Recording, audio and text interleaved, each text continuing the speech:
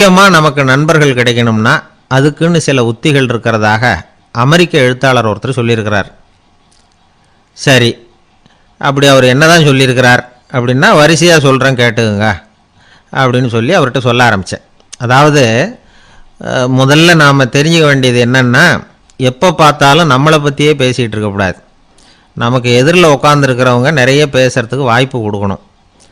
அவர் பேசுகிற விஷயம் எதுவாக இருந்தாலும் எப்படி இருந்தாலும் ஆமாம் நல்லது அப்படின்னு சொல்லி ஏற்றுக்கணும். இது முதல் கருத்து.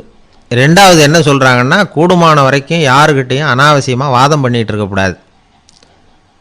மூணாவது கருத்து என்னென்னா, எந்த பிரச்சனையையும் அடுத்தவங்க கண்ணோட்டத்திலே பார்க்கணும், நம்ம பார்வையிலே பார்த்துக்கிட்டு இருக்கக்கூடாது. எப்பொழுதுமே அடுத்தவங்களுடைய மனோபாவத்தை நாம் புரிஞ்சு வச்சுக்கிட்டோம்னா நம்மளை யாராலும் ஜெயிக்க முடியாது. நாலாவது கருத்து என்ன சொல்கிறாங்கன்னா, ஒருத்தர்கிட்ட பேச ஆரம்பிக்கும் பொழுது இயல்பாக அன்பாக ஆரம்பிக்கணும். இப்போ உதாரணத்துக்கு ஒன்று சொல்லணும்னா, உங்களுக்கு இந்த சட்டை ரொம்ப பொருத்தமாக இருக்குதே அப்படின்னு ஆரம்பிக்கலாம்.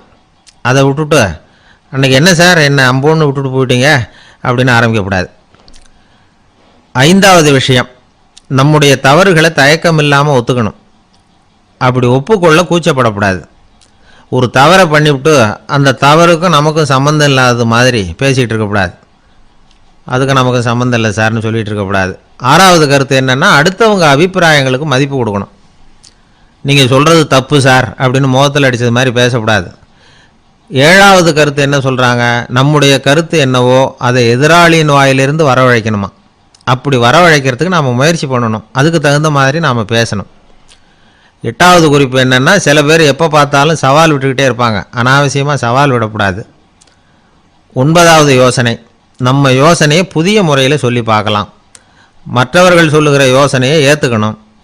அந்த யோசனை மகா மோசமானதாக இருந்தால் கூட அதை ஏற்றுக்கிற மாதிரி கூட நடிக்கலாம், அதில் ஒன்றும் தப்பு இல்லை. பத்தாவது குறிப்பு ரொம்ப முக்கியமானது. அதாவது அனாவசியமாக பொய் சொல்லக்கூடாது. அப்படி எப்பொழுதாவது பொய் சொல்ல வேண்டிய அவசியம் ஏற்பட்டால் பெரிய பொய்யாக சொல்லணும், அதை நம்பும்படியாக சொல்லணுமா. இதெல்லாம் அந்த நிபுணர் சொல்கிற கருத்து தான்.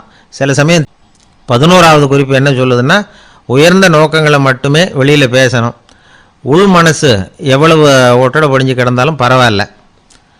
12வது குறிப்பு, நல்ல நண்பர்களை தேடித்தான் பெறணும். அவங்க அவ்வளவு சுலபமாக கிடச்சிட மாட்டாங்க. இவ்வளவும் அனுபவசாலிகள் சொல்லியிருக்கிற குறிப்புகள். இந்த ஆலோசனைகளின்படி நடந்தால் நமக்கு நல்ல நண்பர்கள் கிடைப்பாங்க. அதுக்கப்புறம் நமது வாழ்க்கை வெற்றி இருக்கிற திசையை நோக்கி வேகமாக நகர ஆரம்பிக்கும்.